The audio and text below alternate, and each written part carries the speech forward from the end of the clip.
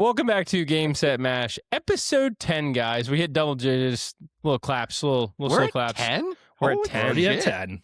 We were at 7 with Larrikin, or maybe we were at 9. No, I posted 8, so no, we're at 10. Welcome back, and I got Chris from The Right Pour and Todd from Booze and Ballin', and I'm JB, your host, of course. We got a couple quick segments we're going to go over. We're going to go over the Olympics, our buy and sell as always. And then Todd's got some bottles in front of him. We are going to be talking about Stoll Wolfe, and we'll get into that later for the bourbon segment. So stay tuned. Hit the follow button, hit the like button, and be sure to follow us on all the platforms. So, NFL. We got 2 quick seconds of that. Basically, it starts with the Dolphins are getting rid of a lot of the older guys. Tyreek Hill was fired. Bradley Chubb was fired. I just think of Trump when he says, "You're fired." So, yeah. Where do you think Tyreek Hill's going to land, Todd? I would love to see him back in Kansas City. I would not, because I don't want to. I don't want to root for the. It's possible. I don't think he's the same dude. I think he's going to be regressed a little bit, kind of like DeAndre Hopkins. It's going to be a real injury. Yeah. But it's weird, to just release him, I guess, depending on salary cap. But I don't think that their salary cap is that bad. Their situation's that bad anyway. It's pretty bad with Tua, being that Tua takes up a good chunk of it. But they have a lot of older guys they need to get rid of. It's Quinn Ewers' season. Quinn Ewers is starting next year. But yeah, I don't know. I'm curious where he ends up. Does he reunite in Kansas City for like a little final victory lap? Or does he end up with a team that's competitive? Does he end up going to Seattle? Does he end up does he take less money or does he be greedy? He's got a lot of kids. Can't keep his dick in his pants, so he might need to go for the money. He gets pulled over too many times. That's true. I could see him with I could see him with a team that has like one good receiver, and he could be the guy to really like propel that team. I talked about like possibly like the Panthers. If he wants to stay in Florida, he could do like the Jags. I don't think the Bucks need him. They have too many receivers. I don't think anyway. the Jags would. I mean, I know they're putting Hunter on defense, but I don't know if. I mean, but they only have like those teams that have like one receiver, and they need that second guy that can spread the defense, deep. Pittsburgh for the weekend, Pittsburgh for the year. Or something I don't want like that just because I don't want to have to cover him as a Ravens fan. But right, I could see him going to like the Patriots, the Texans. The Texans, they have Nico. Looks like Tank Dell is. I saw his leg the other day. His leg's like one leg's like this big, and the other one's like that big. I said in the get-go I was worried that was going to end him his career. I could see him joining the Broncos too. If they move Courtland Sutton, yeah. Even with Courtland Sutton, I think, because Courtland Sutton's that inside guy, and they need that deep receiver. Right, which I think they do have in Pat Bryant, but at the same time, it depends. All of this is going to be determined by what Tyreek Hill wants for a contract as to where he's going to go. Yeah, that's it. But I also could see him going to LA because they surely have the chance to win. I think he wants to go somewhere that's competitive. I think the Rams should be perfect for him. Hey, the 3-headed monster would be disgusting. That'd be ridiculous. Yeah. Well, we'll see. This is why only time will tell because it's pretty iffy. Yep, it just happened, so we'll see. He put I think someone commented on my video. He put like not done or something in his Instagram bio. So we shall see. Obviously, one of those gruesome injuries I've ever seen. I think the only one worse is Aiden Hutchinson when he kind of wrapped his broken leg around Dak's leg. Ooh, that one was disgusting. But to be in the situation that Tyreek was. That was a good spot for him with the taxes and all that jazz. And I heard New York wanted him, so I definitely don't think he would want to go there, but it's an option for the Jets. Oh, that'd be a horrible landing spot. I can't see him going there. I could see going to the Giants, but no. I could see the Giants. I could not see the Jets. No. Yeah, definitely not the Jets. No. I don't think so. But okay, well, anything left on football? It's a little sad. This is a football heavy podcast, but yeah, we talked about the Super Bowl. We went through all that, but it's kind of off season. We're waiting. We got I'm excited. The combine's coming up here real soon in a week or so. Looking forward to that. And then after that, I think then you get to pick up because then you get to bring rookies into the conversation and see landing spots. And then the trade deadline opens up in March. The trade opens up in March. So once that happens, I think we'll get a lot of stuff. People. So we'll see. As of right now, we're just kind of in that like 3-week limbo period between the Super Bowl and the Combine, and then the only saving grace has been the Olympics. Man, the Olympics has come at the right time. Yes, they were actually talking about that on NBC the other day, like specifically. It came at the great time because who's watching NBA, right? NHL's on break anyway with the Olympics. they would have been on break. Like all of the NHL is in the Olympics, basically. Right. And then you had, that's true.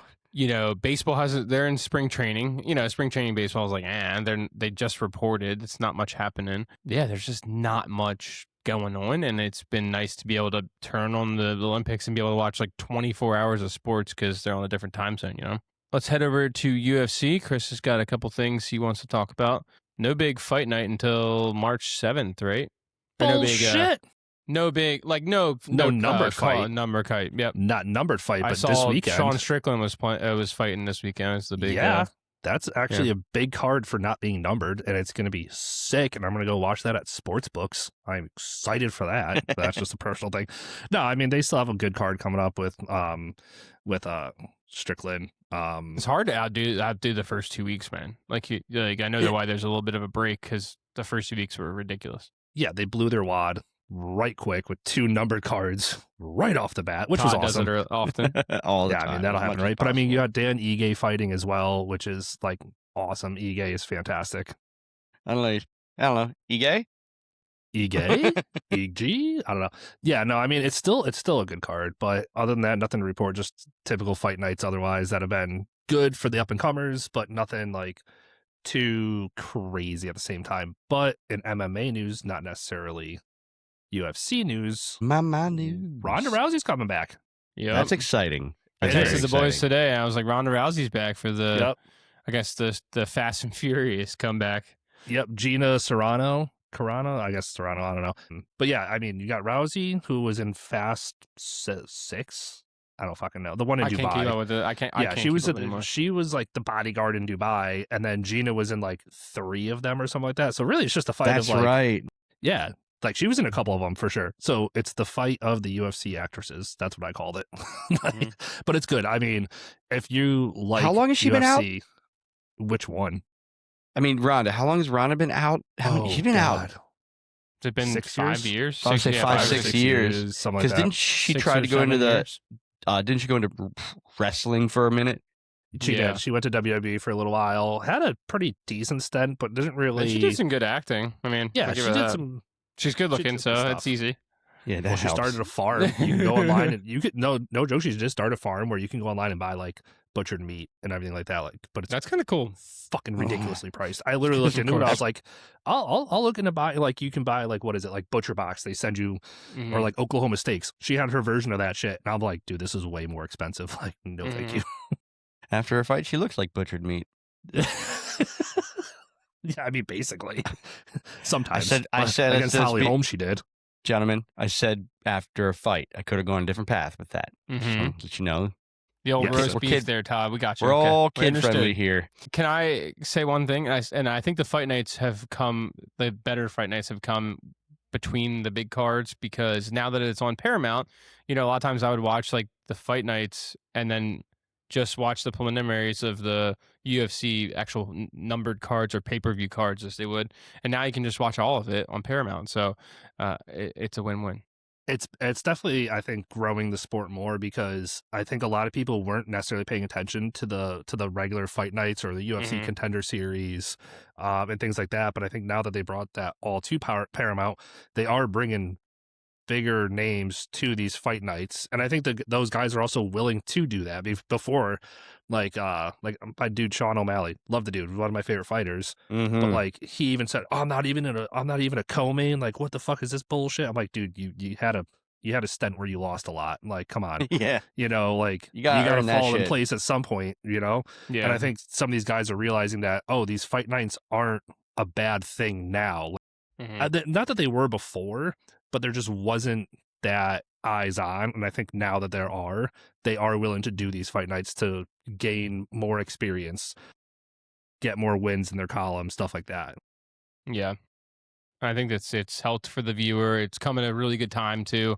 Like I said, with the Olympics, right? You don't have much to watch and, you can watch something every Saturday night. So. Yeah, exactly. And most of it's a subscription that you may have already had. You're not.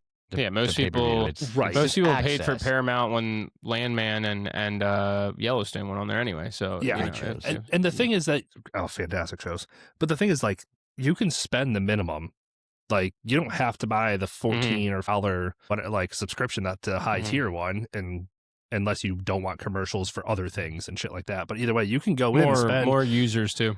Yeah, you can do the $7 or $8 one, whatever it is, and still get all or a good chunk of UFC access. And if you become more of a fan, you can go to the higher tier and get more access from there. I didn't even know I had that subscription until I was on Prime and I clicked a video that was Paramount and says with your subscription. I'm like, how long have I fucking had this? Let's move over to UFC. Sorry, to NASCAR. Holy shit. Vroom, vroom, kick, vroom, vroom. Fuck that out.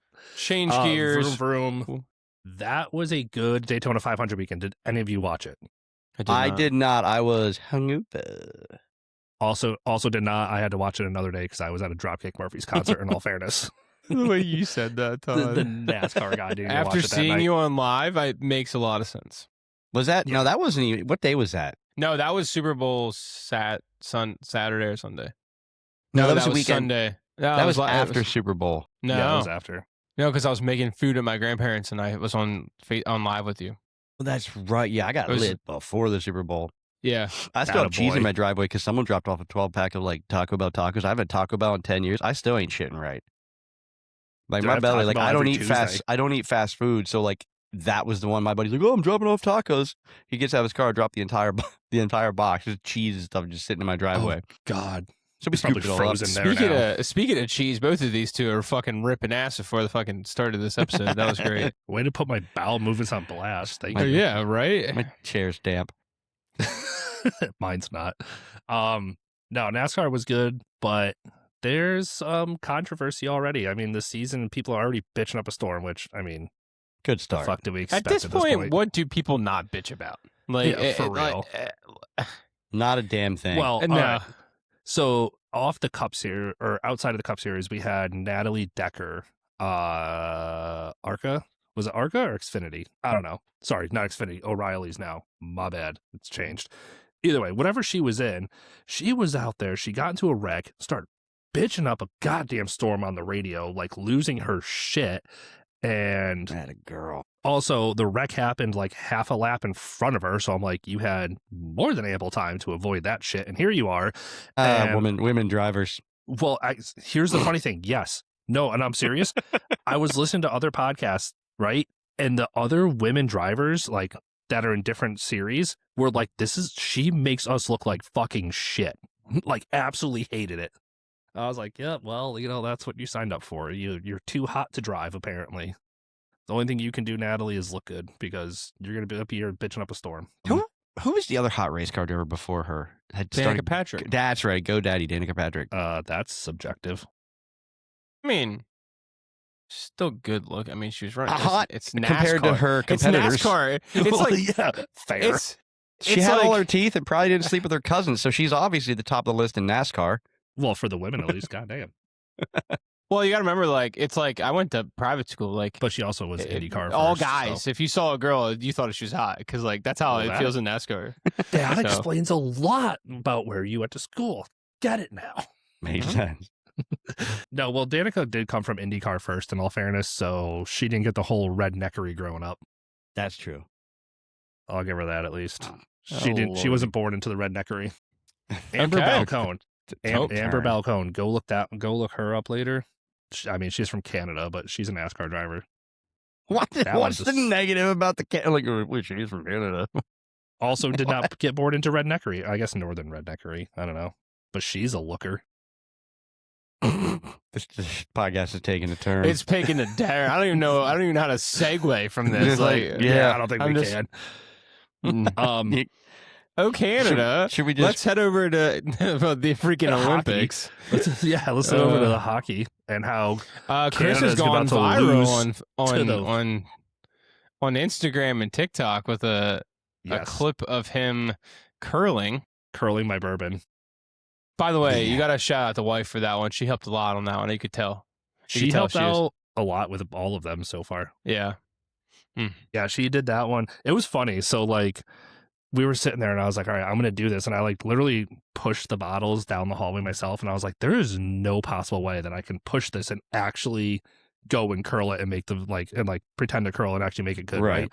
So then I was like, oh, let me go grab a fishing line from my tackle box in the other room, and I had her try to pull it, and she's like, this bottle is way too heavy, and I'm like, oh man, I don't know. And then it was her idea to tie it to an actual to one of my actual rods.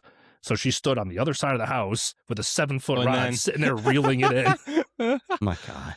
Like, that was actually her idea to do it that way, which worked out great. She's the one who came up with they're pretty damn creative. Chris, you have 235,000 views on Instagram.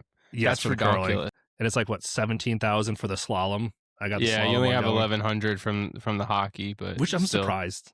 I'm surprised, but it is what it is. It doesn't matter. The hockey one was good. I liked that one. So I'm doing luge. So by the time y'all see this video, these are going to be all done by at this point. But I'm doing luge, where I'm going to lay down on my back on my creeper, my undercar creeper, and I'm going to pretend to drink a bottle while going down the hallway backward or on my back. I'm going to do skeleton, where I reach out in front of me and grab a bottle to grab as you're skating by.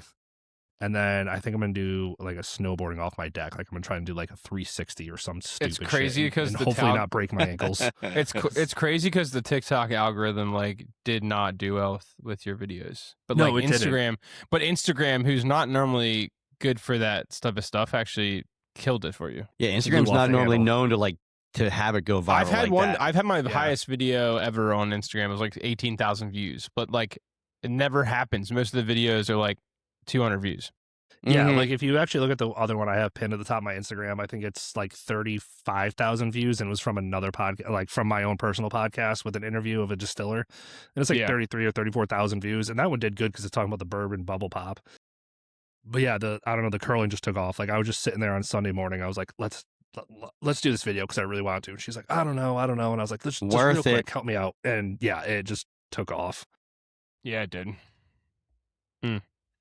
But yeah, no, the Olympics have come at a great time. U.S. has caught up a little bit on the medal count. I know we're not a winter sports as good. Italy has come back for sure. Did we see the controversy over the French team winning the couples figure skating? Yes. Oh my God. You didn't see that, Todd? No. So the French team won, and the deciding factor in it was a French judge who her highest score was the French team, and her lowest score was the U.S. team. And unfairly, too. So her score for the U.S. was drastically lower than all the other judges. Mm-hmm. Was her score for the French drastically higher than the other? Way higher than all the other judges, too. And the worst part is that they didn't even look synchronized. They were not... one was spinning and the other one wasn't even close to starting spinning yet. It was really bad. Yeah, when you looked at the slow-mo, it was not that good. Chalk and Bates, I know they were top 5. French were top 5, I think. They were not one. But they were not gold. Yeah, they were not gold contention. I haven't watched any figure skating. It just happened to be on, and I've watched clips of it mostly. That's one of the only ones I can't sit. I can watch darn near anything else, but I can't. I have a hard time watching the figure skating just because I don't get the technicalities of it. So I'm just The only one I can really watch is the duels or the couples or whatever, because you can watch them try to synchronize. So it gives me something more to watch. But when it's singles, I'm like, you're right. It's the same thing. I don't get the technicalities. It feels, triple, quadruple axle this. I'm like, yeah, what? No. Okay. My other big one I had to talk about was the controversy over Canada cheating and curling with the finger flicking. Yeah, pushing and then poking it. Yeah. Well, you look like Todd at night. Well, what about hockey? Hockey, women's hockey has been ridiculous. It's my actual buy for later, and we'll talk about it a little bit. I'll elaborate on that more. But they have been unbelievable. No one has come close to their win-loss. They've beat everybody almost 5 or 6 goals ahead. And the men are playing Sweden in the quarterfinals tomorrow. Okay. Tomorrow, yeah. So I think tomorrow. The French hockey player, because I just pulled it up here, Pierre Luc Dubois. That'd be easier to pronounce. I don't know his last name, but this guy Pierre definitely just absolutely demolished Tom Wilson in a fight, and he fucked him up, and then he got banned. And then I read, I don't know if it's confirmed, the French were like, yeah, we're just gonna drop out of this now because This got all sorts of shit. I mean, like, all right, we love a good fight in hockey. Who doesn't? But it's the Olympics. They don't allow it. Yeah. I get it. You want to beat the dude up. It's fun. It's cool for us to watch, but play by the rules, man. If they say no fighting, that's on them. Todd Wilson's always been that guy, though. He's been like guy for the Caps that everybody tries to kill, and it just ends up making it worse because then he comes back and hits you harder, and you're like, oh, that didn't fucking work out. And the thing is, he didn't really fight back because he knows better. Like he knew for the Olympics, don't fight back, so he took it. His one goal is to fucking mentally get in your head because he's going to hit you every time. He's going to hit you harder every time. Like he is coming. You gotta be on the swivel because he is coming, right? He's going to hit you. He's going to hit you hard. He's the enforcer. The goon. I was going to say the movie with Sean William Scott. Yeah, he's the goon. His goal is mental anguish by physical. Like you got to know at all times he's on the ice and he's going to hit you. He does it in the NHL too. Oh yeah. Sometimes sometimes the people like you watch some of these replays and these guys are skating really fast on ice. They're 250 pounds. You act like they're going to stop themselves. It's just not how it works. It's like football players, right? Am I going to magically put my head all the way up just to fucking do the tackle? I'm going to break my neck. In all fairness, they can. That is different. They can to a much greater extent, at least, than football. But still, it's a lot harder when you're on skates. You're 200 pounds. You're 6'7" on skates. Like but all they have to do is take their skate and go 90 degree, and they are on a dime. They're still going to hit the dude, though. That's the game. They want to. They're going to. Doesn't mean they can't. They could definitely. No, stop. I didn't say they weren't. I didn't say that. I'm saying it's hard for them to stop the momentum of their body in the way that they might hit you. Like I've seen ones where Alex. Matthews, you mean like when they're going for a hit? Yeah, like when they were trying to check you. Yeah. They're going for the hit regardless.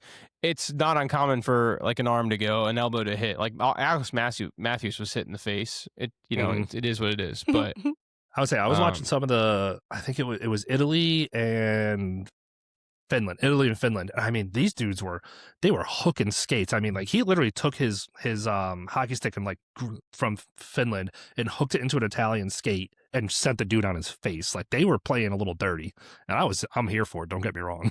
It's hockey. It's supposed to be a little bit dirty. Well, right. But you have to know the game. And that's why I think Tom Wilson did good in this one because he knew that, like, hey, this is the Olympics. This ain't the NHL. I can't do what I normally do.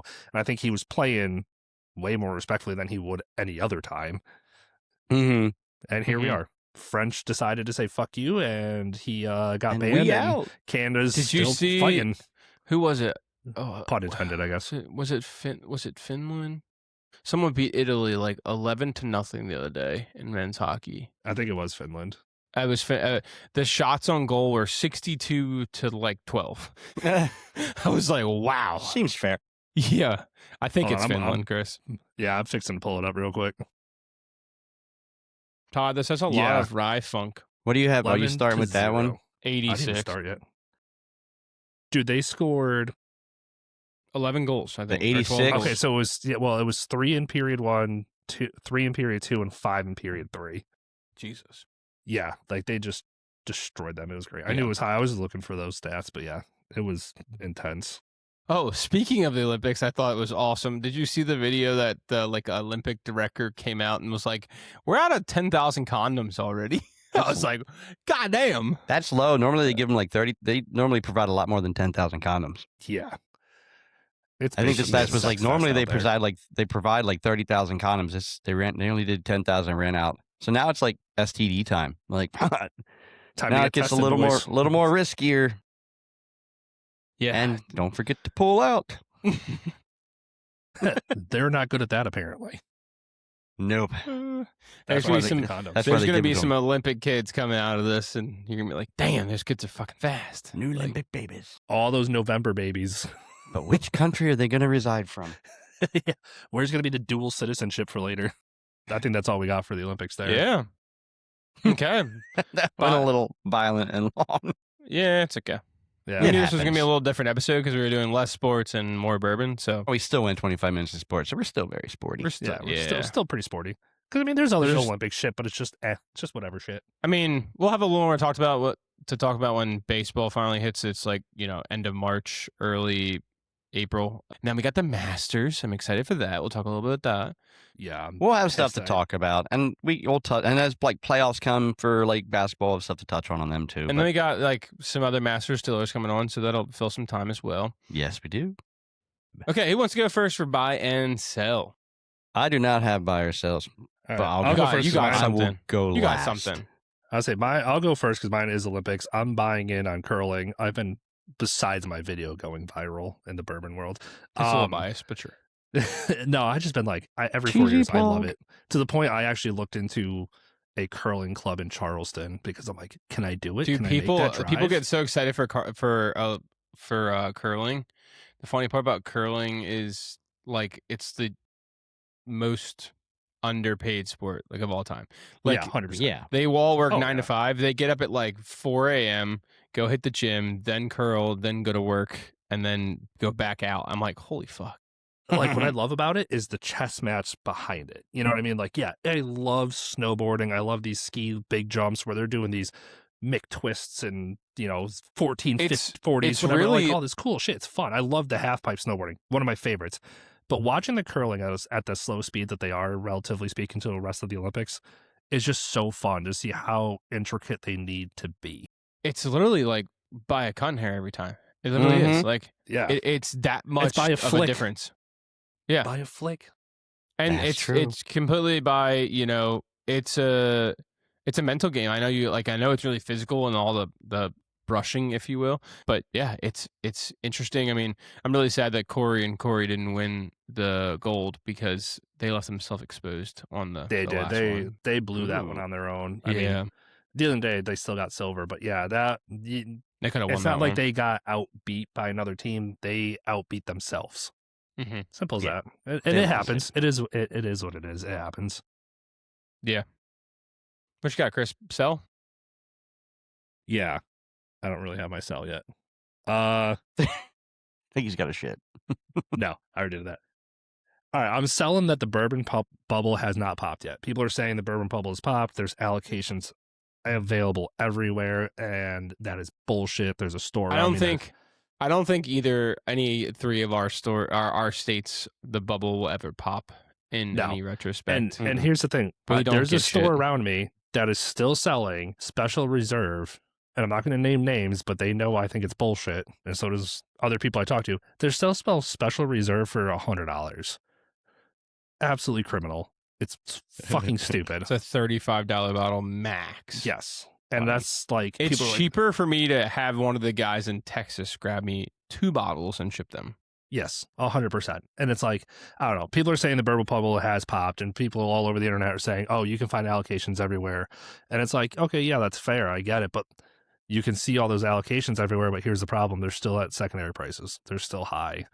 They might be more, you might be seeing them more. And it's not that they weren't available before, but those stores are probably putting them out on the shelves more because they're trying to sell them because they realize that their secondary prices are stupid. But that doesn't mean that the bourbon bubble has popped. Simple as that. I don't disagree. I think it's people are buying less, but I don't think the secondary market has popped. Right. Correct. Yeah, I could. Yes, because I think the younger generation does a lot more drugs than they do drink. They do the marijuana, the devil's lettuce.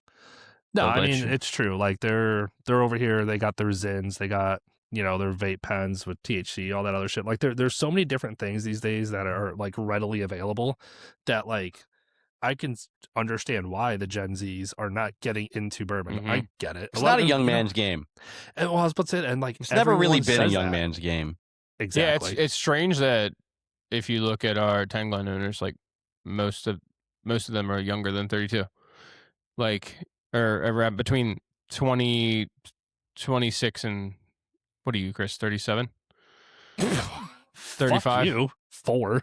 Thanks. Okay, so it is not a God, young. At least give me some credit. God damn. I thought it was a 10 gap, but no, like you don't see many bourbon drinkers that are 20 that want to get into this. Like you don't want to see people that are in that 20s, take it serious and collect. Also, you to collect bourbon, you've got to have funds to do it. You've got to be a little more stable. Even us. Like I mean, there's bottles I want to buy that I know I can. I'm not in that tax bracket. But you gotta say you buy what you enjoy. We all wish buy we what were you in the can. Kevin tax bracket. It'd be nice. Yeah, but no, to your point there, it's like, yeah, you do have to have enough of an income, and I don't think a lot of the 20-year-olds have that income, because it's a hell of a lot cheaper to go buy a fuck ton of vapes than it is to buy one bottle of bourbon. Also, I know in 20, I was spending all my money on getting fucked up and fucking. So, like, I wasn't worried about having a nice bottle of bourbon. I was about trying to see it, like... What was the cheapest shot I can get at the bar? Yeah, it was about, like, we're getting drunk, we're getting laid, then gonna go to work in the morning and then do the same thing all over again in my 20s. Yeah, I saw a video the other day of it's one of the girls on Instagram, Facebook, one of the two. She does videos all over, but she was like, "This generation's so soft. We used to go out till 6 a.m., sleep in our cars for an hour, and then fucking go to work. Like no one does that anymore. Crack the window on your lunch break and sleep in your car for an hour and go back to work for the second half. I kind of do that. Like the other day, I was up till 2 a.m. fucking off after a concert. Definitely got pretty drunk. Made it to work. Took a nap in the car and lunch, and I was good to go. Like, should I be doing that? No, I should not be. I am at the age I should not be doing that. But sometimes it happens. Yeah. Jamie, hit us with your buy sells. Good segue there, Todd. We were getting a little off topic. I am buying women's hockey. Women's hockey has scored 31 goals and only let up 1 goal the entire Olympics. Insane. It's ridiculous. That's wild. What are they going for, the gold medal? Is it tomorrow? Tomorrow against Canada. Yeah. It's gonna be a great game. One I'm gonna try to watch depending on the time. I know that difference with our 6-hour difference or whatever. But no, I'm excited for that one. Women's hockey has been killing it. I'm hoping the men kind of get to there, because my sell would have been the goalkeeping of the last game, but it's whatever. But it's close enough. Like, he let a goal from freaking outside the freaking red line, like whatever. But I'm gonna sell I'm gonna sell like the gap in sports now. We got like nothing going on for the next 2 or 3 weeks. Like, no big UFC card. I know there's like the fight nights, but the spring training hasn't finished yet. Fight, it's still big. Right. I know it is. That limbo of a couple weeks. Couple weeks. Like the Sundays, the Olympics is done. Who really wants to watch the NBA? No offense. I mean, I still watch it, but I don't follow it like I'm getting back into my golf. Golf's starting back up. Chris Goddard's been nasty, but no, just the gap in sports. It's not good for us because we talk about sports, but it's also like, what the hell do I watch? We just have to talk a little heavier bourbon. Hate NASCAR. No, I don't hate NASCAR. I just, on Sundays, I forget that it's on. Yeah, most Sundays I'm trying to rest. Yeah, that's why wifey calls it NASCAR nap time. NASCAR. It was definitely NASCAR nap time if I put it on. Yeah. What you got, Todd? Buy and sell? I am buying. Speaking to the gap, I am buying the Combine. We hinted on it before. One of my favorite events of the year. I love seeing these guys in college, and I love then looking how they do in the Combine. It's one of the, because being in my other podcast doing the fantasy stuff, it's important to me to watch it. And because of that, I've gotten really interested in just seeing who rises, who falls, how a Combine can affect a player. They can affect their draft capital, good, negative, or positive. So I look forward to it's one of my favorite times of the year. Mm-hmm. And it's coming soon, so I'm happy for that.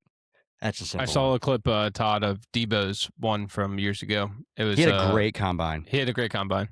Yep. Hasn't had a great couple of years recently, but good Combine. He's on the downhill slide. Debo. As far as my sell, it's just quick self-inflicted wounds to Team America. Between the bobsled, the falling in the speed skating, the curling, it's just the self-inflicted wounds that we've had to ourselves. And we haven't gotten. There's been a lot of times where we haven't got beat. We beat ourselves. Simple as that. Yeah. I mean, also, like I said before, we're not a huge winter sport team, so the fact that we've had some wins that, like in the sprint skiing, like we haven't had a winner in 50 years, to have a silver medal is awesome. But, I definitely agree. We've had some wins that are kind of shocking, more so that I feel like wins and losses have been shocking and not like the ones that should happen or shouldn't happen, So agreed. And some of the ones that should have happened were exactly that, the downfall of them beating themselves. Simple as that. I don't think the figure skating was them beating themselves. I think that was just cheating. No, not that one. Yeah. No. Others, but the curling, bobsled, we did win some We did win some like speed skating. They fell.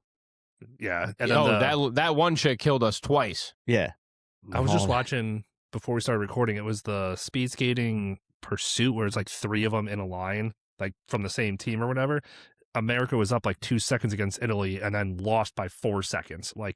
But they got out of line. They screwed themselves over, and they were over there talking so much about how exactly self-inflicted, but they were talking about how America was the only team practicing 2-a-days to prepare for 2 races for medal night, and they still managed to mess it up. Self-inflicted wound. Mm-hmm. Damn. Yeah, self-inflicted for sure. I missed the days of like you knew it was automatic, like Michael Phelps was gonna win, Apollo Uno was gonna win. Like you knew you knew it was happening. No one was beating you in those. But we don't really have that. I feel like we don't have that like sport that we're good at in the winter that that's a guaranteed win. We're good. Like curling, we were surprised for Corey and Corey. Like that was a surprise that we beat the number 1 team. So it is what it is. But Todd, you want to talk about the bourbon segment we got today? Or you had a sell, right? I did. My sell was the self-inflicted wounds. Yeah, that was a sell.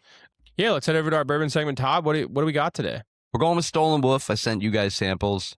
This is a local near me. One of my favorite little small brands. We have these 2 are their staples. You have the rye at 90%, and then you have their blend at 86%.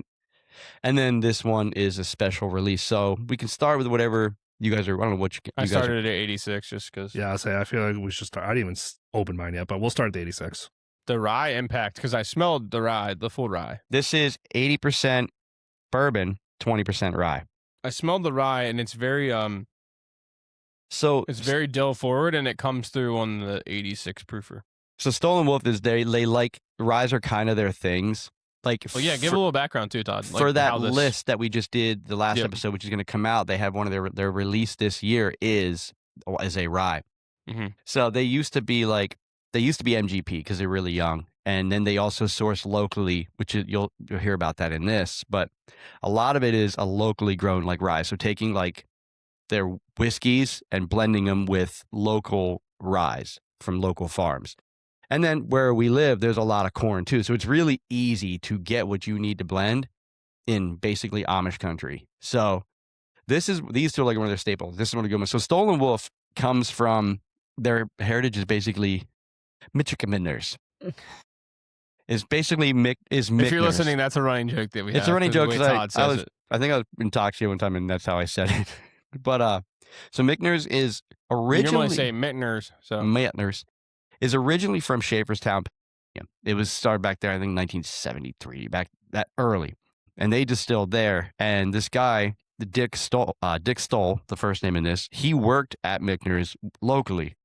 Then they left and he stayed local. I think he worked on a road crew or something like that. But then later on, he got back into it. I think it was like 2012 or something like that. He met Eric Wolfe and they formed Stoll Wolfe, and it's a local Eastern Pennsylvania small distillery. So they stayed really close to the Lebanon area, and they started, like I said, they started with MGP. They started utilizing local farms like Klein Farms, which is this one. So basically Pennsylvania, 1700s, this guy came and he bought a 500-acre farm, basically. And it was Klein is his name. The heritage sold it to them, sold it to a church, and that church basically developed the town where this is from in Lidditz. Okay. So the whole these heritage, are from Lidditz. These are from Lidditz, Pennsylvania. Oh, right outside of Lancaster.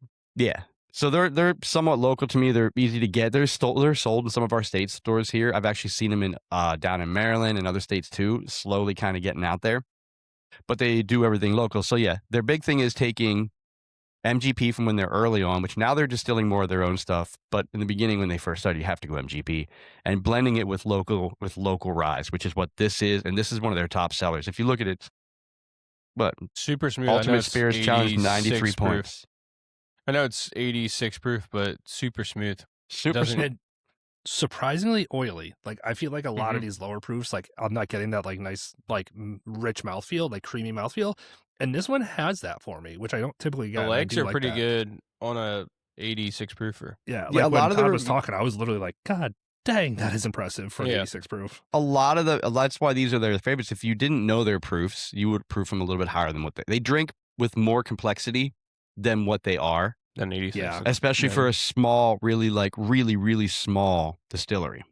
Which I'm trying to get them to come on. And they have all the Michner's decanters in their place. If you go into their tasting room and everything, they've got all the old decanters. I probably got 100 of the old ones too, but all up in there. So they really pay homage to the Michner's that was originally in Shaperstown.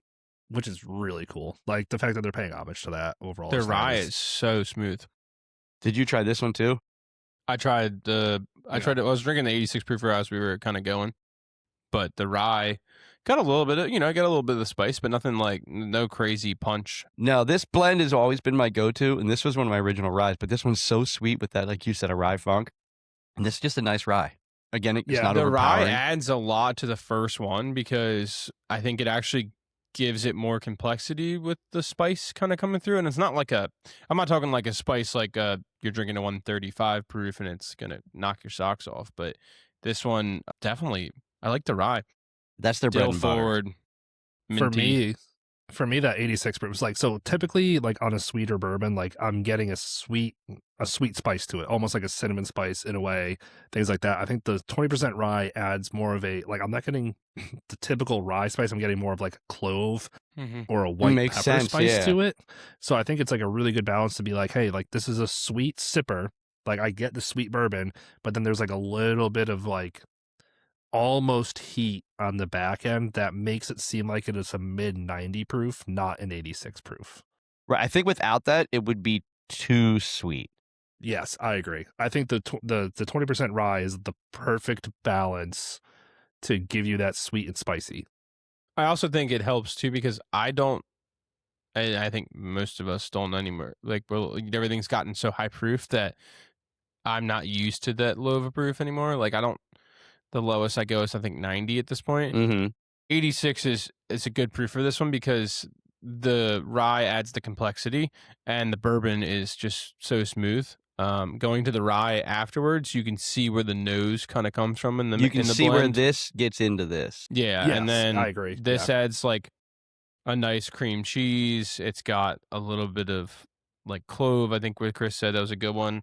And then a little bit of dill for me in the rye, the full rye. I'm not getting the dill. Now the thing with the 86 proof, that is always going to be a sipper for me. I think like tasting it, it's like not necessarily a Glen. Throw that into a rocks glass, throw it in whatever you can, red Solo cup. I don't care. It's going to be good. That's one I'd keep on hand for a warm-up pour too. Yeah. I don't think I would ever because y'all know me. I like to try to mess around with my bottles and do different cocktails. I don't think that one would ever go into a cocktail. I think it's too low proof that it'll get taken away in a cocktail. So I think it is the perfect shelfer for when you want an easy sipper that's not high proof, that has complexity, that you can just grab on the go. And it's a good one if you're going to have a few drinks. You're going to do something that's easy, good, has some taste to it, and low proof that you can have a few throughout the night hanging out. Can I say this? If I had just restarted my bourbon journey and I was kind of going in, but I liked some of the lower proof bourbons, like, you're talking like the Eagle Rares and the Woodford Double Oaks and those like lower proof ones, I'd probably introduce them to this one because you're going to get more complexity from the rye. You're going to start to develop what the rye is. And then you go from there and then you to kind of work your way up to the 90 proof, just all rye. And I think that's a perfect one to show that bourbon can be super complex even at 86 proof. Right. Question on the rye: is it a 100% rye? Is it a 95.5? Do we know what the? It doesn't have it. I don't think it's. I want to say it's probably 95. I don't know. They don't put the thing is they don't put their mash bills only on their blends. It could be 100% rye. I'd have. You know what? I could find that out actually while we're talking. Because I'm kind of curious. Like, I just like to know that information. You know what I mean? Do you want me to look over here, Tom? Yeah, look over there real quick. Okay, give me a sec. But I want to say, it's definitely a high rye, but it's because that's not where that's their crazy. go-to. Yeah, I'm trying to see if it's like it's a very soft rye. Like I'm getting some more chocolatey, earthy notes to it.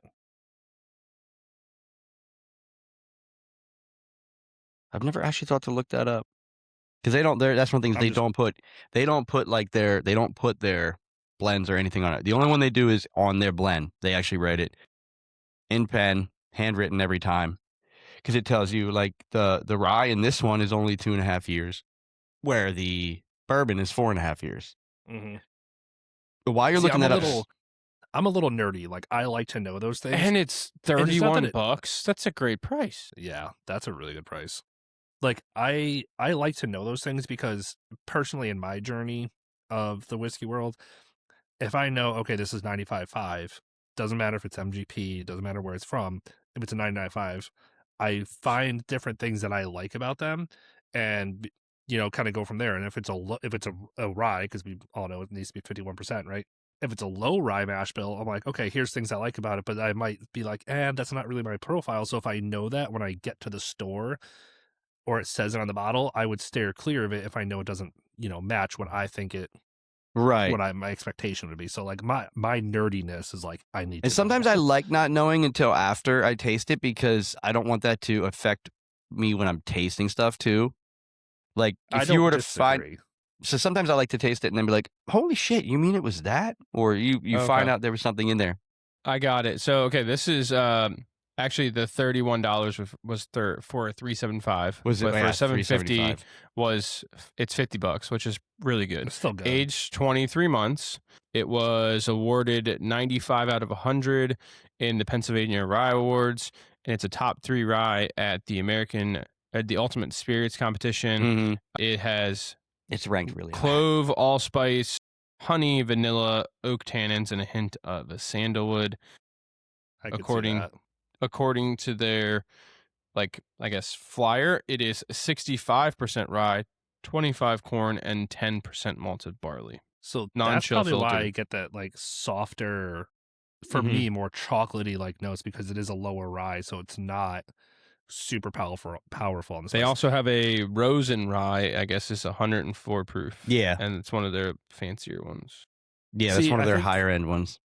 And like Todd, to your point about not knowing, sometimes I don't disagree with that, but at the same, like $50, I would blindly buy this bottle. There's no doubt. Like if I saw it on the shelf in our area, I'd blindly buy it. Right. Because of the price. But I'm talking, if it was 80, you'd be like, I want to know what's in that. That's where I'd kind of draw the line. Especially when the proof's that low for me, that's a big difference. Mm-hmm. That's what I meant. So I should have clarified that earlier, to be honest. So these two are like their shelfers. That's what they always have. This one is a release. Before I get to this one, so the Dick Stoll, who was one of the founders of this and worked at the original Michner's, he passed away in 2022. Okay. And they did his final single barrel. They did a final single barrel run of his final run, and they bottled it and they sold it. It was cool because we happened to be there when they did it. So me and my buddy bought 3 of them. Him and I sat down one day and we literally drank a full one of it. Comes in at 108 proof, single barrel bourbon whiskey, Pennsylvania. Yeah, Stoll Wolfe. His last run. So I have a bottle of that which I can't open, but we bought 3 so that we could taste it. And it's one of their. Is that what the third one is, Todd? No, that's what I'm saying. This is just about Dick Stoll and him passing away. They took his last barrel, did the run of it, put special tag on it, cast drank, so didn't really change anything when it came out and just sold it. They do have a pure 100% rye as well, cast strength.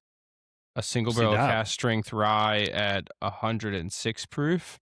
That one hits you pretty good. And then they have the Rosen rye, a single barrel bourbon, the rye blend, in Kindred Spirits Collection rye, a white rye whiskey. Yeah, at 100 proof.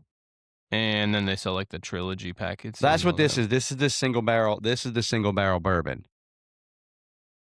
But this one, they changed it slightly. They didn't do anything. They left it at cast strength when they bottled this one. The blend, by the way, is 5 years, bourbon 5 years, and rye 17 months. You get pepperness from the rye, whiskey, medium body, draw with a rye toast, white pepper, cream, caramel, and banana bread. I don't get the banana. And this thing is, every one of them is different. So the one we're drinking is 4.5 years bourbon, 2.5 years. So you're looking at 24, 30 months of rye. Yeah. Mm-hmm.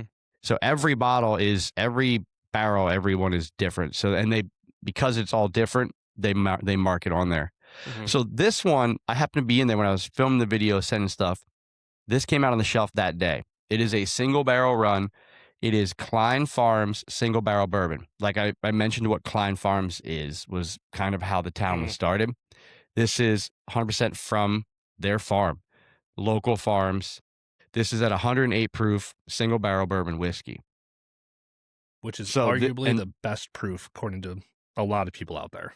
And this one, like, my buddy came over and had it, and I'm kind of bummed. And he went to go back and pick it up, gone, sold out. It sold out within days, which a lot of that does. Like, this one sold out in days. Luckily, we happened to be there when they dropped it again. But, and it's, to me, there's like a note delicious. I can't figure out on this nose. Is it like Coke? Is it coconut?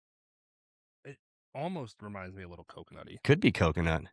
I'm going to go. I can't look at the single barrel because they probably don't have it on there. No, they don't even list it because he went in there and asked him about it. And the one lady didn't even know about it. That's how quickly it sold out. I'm going to go to. Because this is literally barrel number 1, aged 5 years. What'd you just bomb your nose in? Was it the coffee grinds too? Yes. That a boy. Coffee grinds for the win. I'm still getting like. I'm getting coconut too. Yeah, I think coconut. Not in a bad way though. I like it. Yeah. I'm not normally a coconut. It's like person. that light. It's a kind of, you know what? That kind of reminds me of the Island Rooster smell I got from Chicken Cock when I drank the Chicken Cock Island Rooster. Like, it gives me some sort of like island. It's like a coconut. It's an oddly tropical nuttiness. Yeah, that's the word I'm looking for. Tropical. Because I'm definitely getting some nuttiness for sure. So for me, I don't necessarily know. And it's got amazing coconut. legs on it. All right, so I don't necessarily know for me if it's coconut, but it's definitely got like a nutty like flavor or aroma, but it has like that tropical like freshness to it. But it's not like a distinct coconut. Like, I can't sit there and say like, yes, that's 100% It is very light, me. like what you would expect tropical, like on the nose, like that brightness. Yeah, like I'm sitting there drinking a pina colada. I feel like is what I'm on the beach. But you say coconut. See, the funny thing, that's about tasting notes. Like, you smell something like that, and then you say coconut. My mind's like, it could be coconut. But it's still, sip, Chris. But it's in that. It's very like fruit forward right off the bat, like very sweet, very fruit forward for me. But again, it's obviously got that little bit of rye. It's that note in the middle. There's like a little pop of a note in the middle. It's gone. Fuck, that's good. Yeah, I'd buy that. Well, yeah, he went to buy it like 2 weeks later. Gone.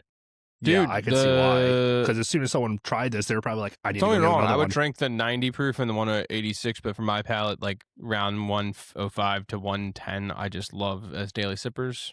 Now this is great flavor for 108. This is a great one. Yeah.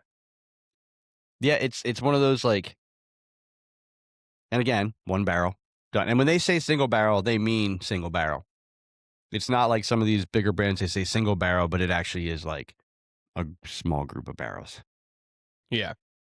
Dude, that's kind of like that sweet note. I cannot pinpoint it. And it's coming back not so much and as there's like a malted chocolate almost in the middle. It ends really sweet too. You get a little bit of the spice burn, and then when that goes away, it gets sweet again on like your breath.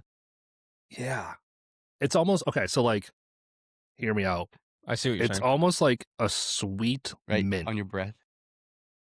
Like, yeah, like on the breath or the finish, it's like minty, but it's like sweet going into it. So it's almost like a sweet mint. It's almost like if you had like some mint that you like dipped in some caramel.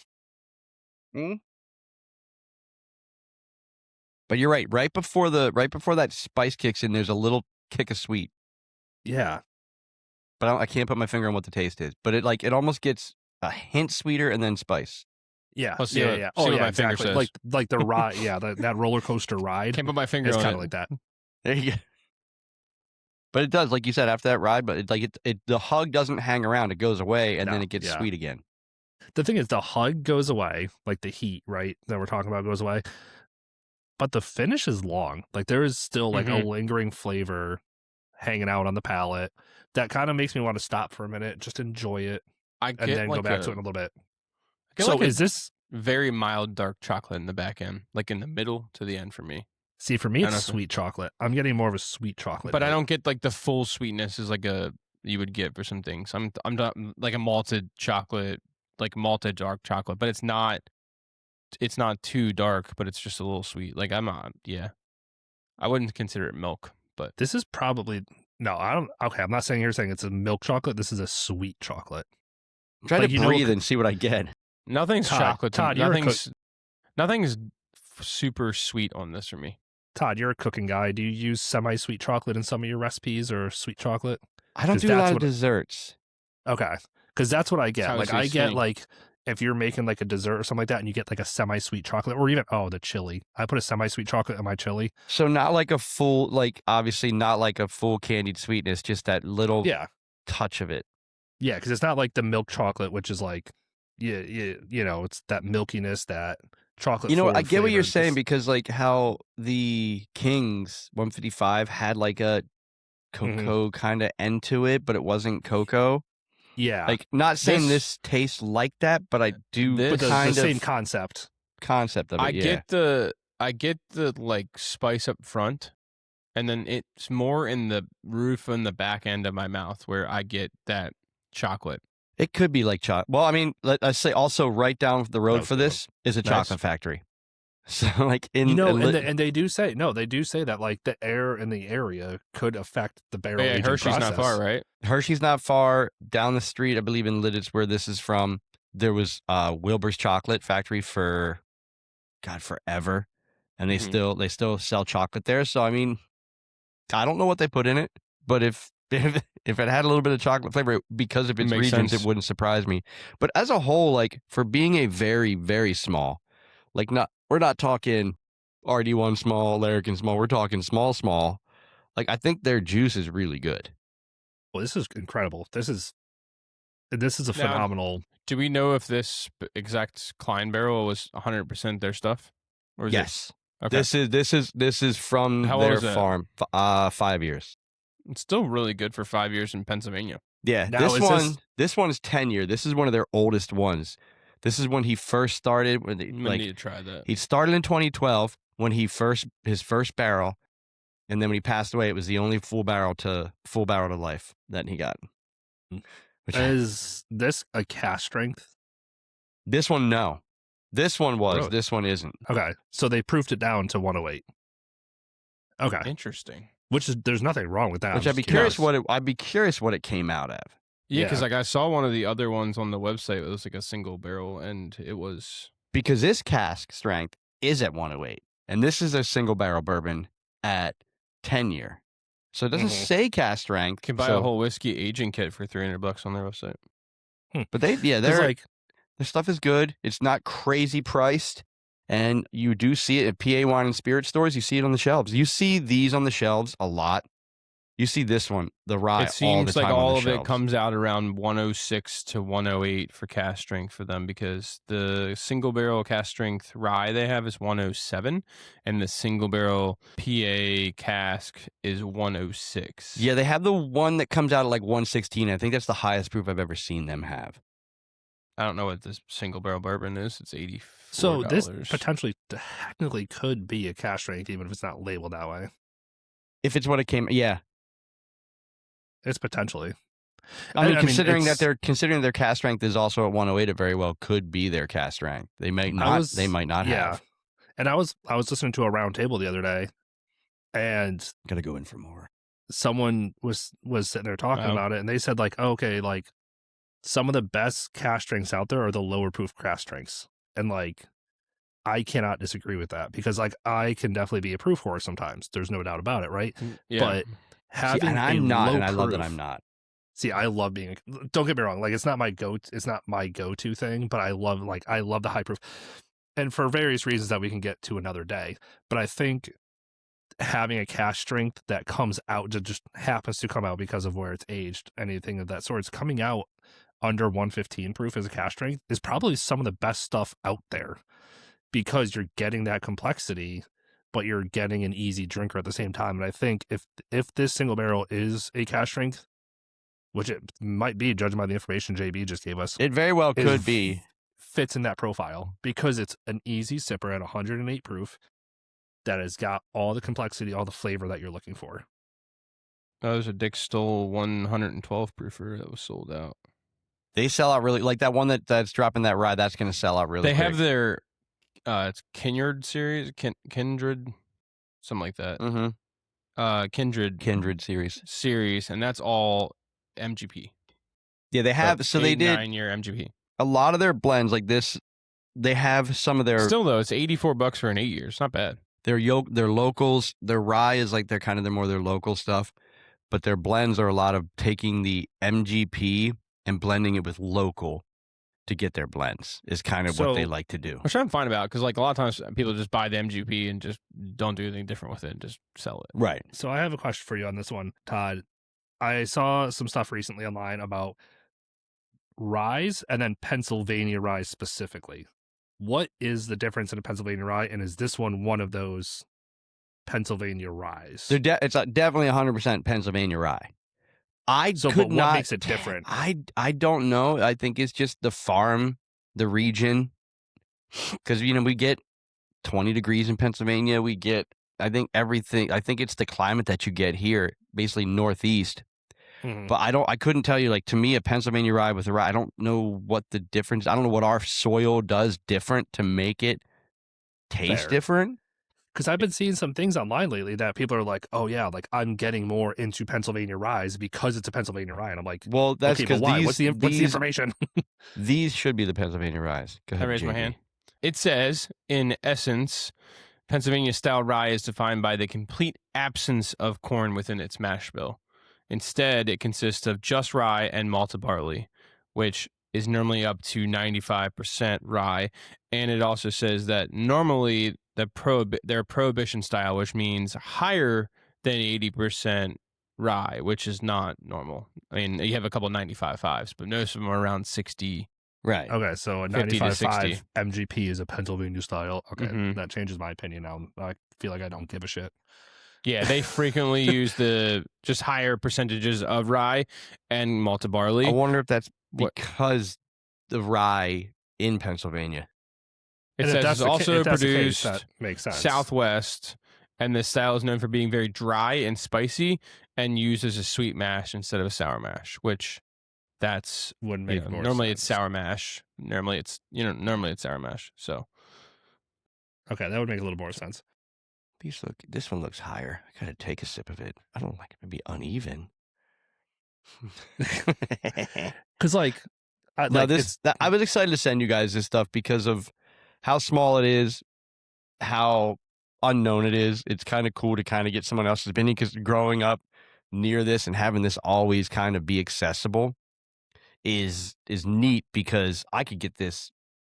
Like I used to live a lot closer to it. So when they first opened, it was great. Could get it all the time. Now I can get it in the state stores, or I have friends still in the area that I can get it, but I can get it very, very easy.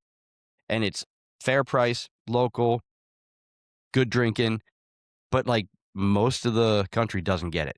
And that's kind of cool to like. Like I've never heard of it until you talked about it. And I like the ties to Michner's. The fact that Dick Stoll worked at Michner's when it was in Schaeferstown, stayed around when they left, and then they rebranded in Kentucky, and then he's like, you know what, I'm going to open it up, and then he paid homage to it. You can't beat that. I think a lot of people in the whiskey world these days, or fans of the whiskey, we should say, I guess for lack of a better term, don't know that Michner's is from Pennsylvania, because they also don't know that a lot of brands are from Maryland back in the day. Like, right, and we're like they see Michner's and they think, them. Yeah, they see Michner's and they think, oh, Michner's is Kentucky because that's where it got its big jump as of, more recent in the years because of the funding that they have, where a lot of people have not realized that it was born and bred in Pennsylvania, so it has different roots. And I think a lot of people kind of miss that. And I think that's something decanters they should know. Yeah. The decanters you see from Michner's and all that that's all Pennsylvania stuff from when it was originally started. When they moved to Kentucky, they might still do that, but they didn't do. You've got Elvis, trains, cars, historic landmarks, Penn State, Nittany Lion, Pitt Panthers. Like, you've got so many different these.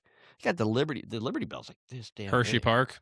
Could I just say, could we bring back the decanter era in bourbon? Like, I will 100% pay like with better corks, because that was the thing with them. They all got corks. Sucked.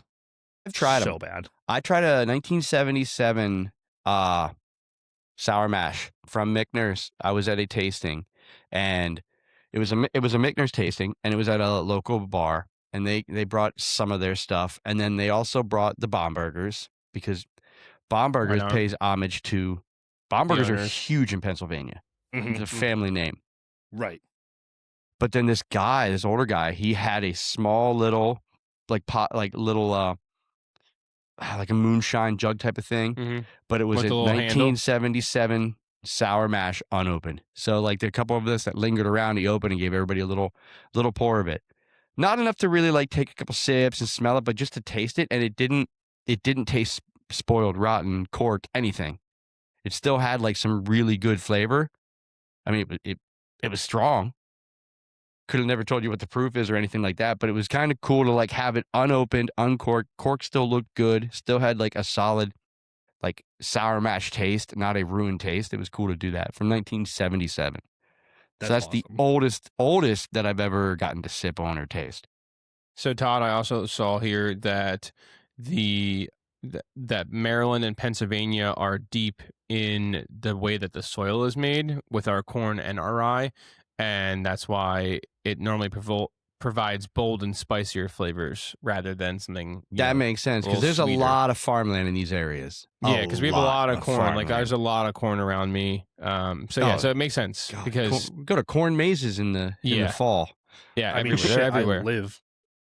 I have to drive through 5 of them on the way home. But yeah, it's just there's so many, and yeah, that makes sense. It's the way that the corn, it's the way that our soil was, and it says it mimics baked goods, lemon frosting, and also often hints of cinnamon as well. So I don't get that in this, but that's they like to. Their distillery is located in Lancaster County. You know, they try and use traditional distilling, using local ingredients in their products. Drive through there on Sunday, you'll see 17,000 buggies. Don't drive in Pennsylvania on a Sunday. It is Amish hell. Unless they're all at church at the same time. Right. I like how they do use everything as local as they possibly can. Like that, to me, is what makes a craft distillery. You still got to use the MGP. You still got to get some of the age. You still got to get the juice as you're building. Now, I mean, they're 14 years into it, so they're starting to I think the goal is to get away from it completely. Their demand's going up too, so depending what they do, it's right. And there's certain times that you cannot get away from sourcing, and there's not anything wrong with that inherently. Like there's some of my favorite stuff. Well, actually, my favorite rye, which this is a second competitor to do at this point, is an MGP 95.5 that's aged in North Carolina. It's incredible. It's one of my favorites of all time, and there's nothing wrong with a source. But I like how they have been in the game long enough where they are now being able to go ahead and do their own ingredients, their own juice, age it for that long, and slowly fade out the sourcing if need be. But like you said, if their demand is going up, they may not have that option. I don't know how many barrels they have. I don't know how big their rick house is. From what I understand, this is all local, and this is damn good. Yeah, that's the single barrel, right? Yeah, that's that single barrel Klein Farms. Oh. Klein is a family in that area. It's their incredible. Farm. This is amazing. This is literally insane. Stuff's great. This is the thing I love about craft brands as a whole is that you don't often see 80% bourbon and 20% rye aged at different times. And like, you got the bourbon is 5 years old, but the rye is 17 months old. It's an awesome blend. You don't see that type of blend unless you're getting like a full bur rye kind of mixture. And I think that's it's good enough that like the rye by itself is awesome, but then you add a little bit of spice to the bourbon and it really is nice. The 108 proof is my favorite just because that 108 proof is a very good number. pour. I really want to try that that one you have a top. I don't know if I'm opening that. But you had another one. No, we bought 3. Him and I sat down to honor him and drank the entire bottle, just him and I. God, we bought 3. Did you not pay attention to that story? I mean, this was this bottle. I mean, this was a $120 bottle. Jesus. Because it was it's 10 years. When they started in 2012, he died in 2022. This was his barrel. That was his legacy. This is his legacy. I wasn't paying enough barrel. attention, Chris. I was looking shit up. That's when I was holding up. You both were looking. I was like, these fucks. But no, I was looking up a bunch of shit in here. I did see you. So this is his 10 year. This is his barrel. So like when we went there, like we got it. He's like, I'm gonna get 3. Then he's like, my buddy's like, why don't you come over? We'll sit here. We'll just drink it. Because we love this stuff. He came over. He didn't get this. He literally left my house to go there to buy it, and it was gone. Which is wild. That's like, I hate when that happens, but I love when it happens because that shows how good the product is. It shows what the distiller is doing. But then you're like, damn, I was one day too late. fuck. Like when I sent out the video before we put out this episode, I did a little promo for you guys. And hey, I'm sending you guys. I said I'm sending out some stuff to some of the creators here, and I did it from the bar at their tasting room. And this happened to be put on the shelf that day. And I was actually sitting at a table, and I got introduced to somebody. He's related to the Kleins. His bloodline. He's a Klein. It's like, yeah, they just put out one from our farm. So I go over there, look at him, like, fuck it, I'll get it. Didn't realize that it was like a single barrel run. How good it was. And I'm like, shit, I should have got 2. Yeah. Damn. Hate when that happens, but yeah. Okay, so I just went back. I know we're gonna get out of here, but I just went back to the rye. Fresh pour after drinking all this, and it got sweeter. May pour a tiny bit more. I was going to say that because I, too, right before you said that, took a quick sip of the rye. I finished off the blend, went back to the rye real quick because I'm going to save this. Want to wait for my very, very last. But yeah, the rye got a little bit sweeter when it opened up a little bit. It got sweeter after having the other stuff on my palate. I have it's a very sweet rye, and I kind of like how I now know that it's a 60% rye, that it has that rye flavor, that rye spice to it, but it's got that sweetness that balances out. Like this right here is a bourbon drinker's rye. This one's, I think, 50. I think this one's 50. Yeah, probably. I think you said it was like 50. I think it's 50, 23, something. No, I think you said 60. No, you said 60. Oh, I thought you $. Yeah, no, you said it's 60%. Oh, yeah, 60%. It was right around $50. They somewhere around there. Their normal size bottles for their stocks shelvers go about 50, 55. Yeah, so it's about $50, 60% rye, and it's such a bourbon drinker's rye if someone's getting into it, but also if you like rye, it's a good rye off the beaten path. Mm-hmm. I think that's the best way for me to put it. Right, I'm glad you guys finally got to drink this stuff. And also, it was killing me not to plow through these. 10. I know, I might have to like source one of these. If they distribute in New York or Connecticut, I might have to grab one while I'm up there. Well, I'm thinking with that rye that they're releasing off that list, I'm gonna have to get that and see what that's all about. Just grab me one, Todd. Make it 3. I'll grab 3. But yeah, it's these are like I love these because like if I'm cooking and I'm not filming it for content and trying to pair it, I like these are just I'm gonna have a couple. When I cook, when I'm cooking a real meal, like I like to have some drinks, so I'll probably have 3-4 pours while I'm cooking. Mm-hmm. These are perfect for that. Enough flavor, but not overpowering where I'm burning my face on the pan.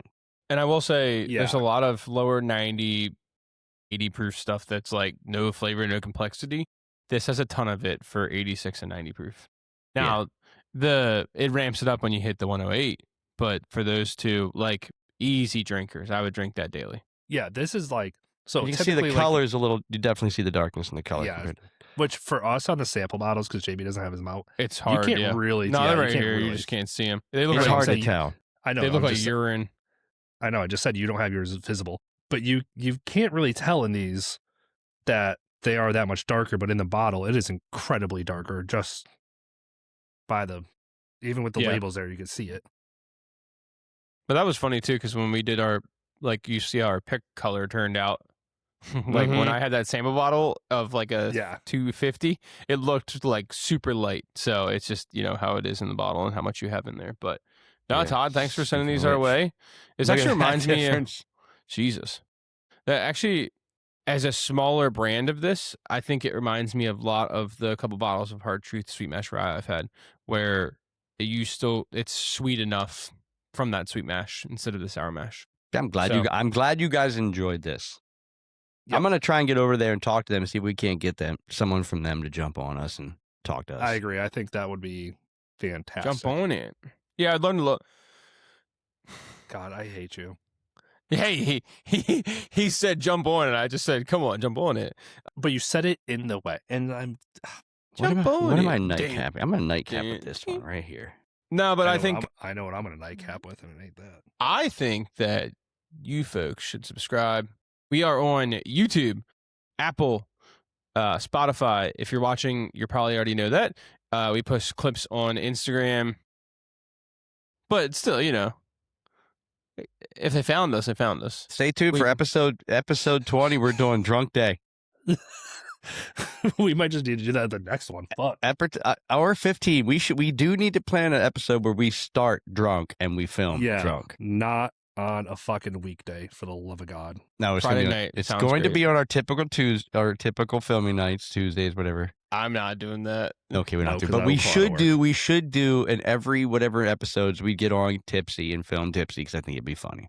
And the viewers want that. You want that? Comment that you want that. Yeah, comment if you want us to get fucking halfway hammered. But yeah, go follow. We're on a bunch of different platforms. We have it all sent out, and then we post clips on Instagram, TikTok, YouTube, and go follow all of our pages. The Right Pour Podcast, JB Scars, and Booze and Ballin'. Anything else you got to say, boys? Do it for Dale. Do it for Dale. Cheers. Oh, fucking moonshine. Cheers, fucking homies. Cheers. Yes, Chris is going to be again. booked tonight. I don't want to get drunk on Tuesday.